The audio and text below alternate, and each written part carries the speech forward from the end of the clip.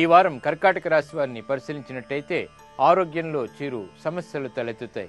ఆర్థిక పరమైనటువంటి ఇబ్బందులు ఉన్నప్పటికీ నెగ్గుకు రాగలుగుతారు. వ్యవహారిక విషయాల్లో దూకుడు నిర్ణయాలు పనికిరావు. మంచి నిర్ణయాలు తీసుకున్నప్పటికీ ఒక్కొక్కసారి ప్రతికూలత ఏర్పడుతుంది కాబట్టి జాగ్రత్త వహించాలి. విదేశీ సంబంధిత వ్యవహారాలు అనుకూలిస్తాయి. ఉద్యోగ సంబంధిత విషయాల్లో కీలక నిర్ణయాలు లాభిస్తాయి. కుటుంబ వ్యవహారాల్లో చిరు సమస్యలు ఏర్పడినప్పటికీ తిరిగి సద్దుమణుగుతాయి. ఆరోగ్య విషయంలో కూడా జాగ్రత్తలు పాటించాలి. ఖర్చులు పెరిగేటువంటి సంఘటనలు లేకపోలేదు.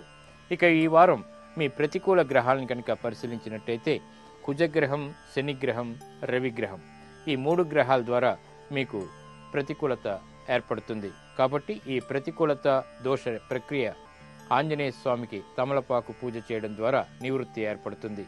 ఇక ఈ వారం మీరు పఠించాల్సినటువంటి మంత్రం శ్రీరామదూతం శరణం మమ అనేటువంటి మంత్రం ఆత్మవిశ్వాసాన్ని పెంపొందింపచేస్తుంది, విజయాల్ని దగ్గర చేస్తుంది. ఆవు పాలు, కూరగాయలు ఈ వారం మీరు దానం చేసినట్టయితే మంచి ఫలితాలు ఏర్పడతాయి. గ్రహాల యొక్క ప్రతికూలత నుంచి బయటికి రాగలుగుతారు. ఆర్థికపరమైనటువంటి అభివృద్ధి, మానసిక ప్రశాంతత ఏర్పడతాయి. ఇక ఈ వారం మీరు చేయదగినటువంటి కార్యాలను పరిశీలించినట్టయితే విదేశీ సంబంధిత ప్రయాణాలు బాగా అనుకూలిస్తాయి. ఆశించినటువంటి ప్రయోజనాల్ని దగ్గర చేస్తాయి.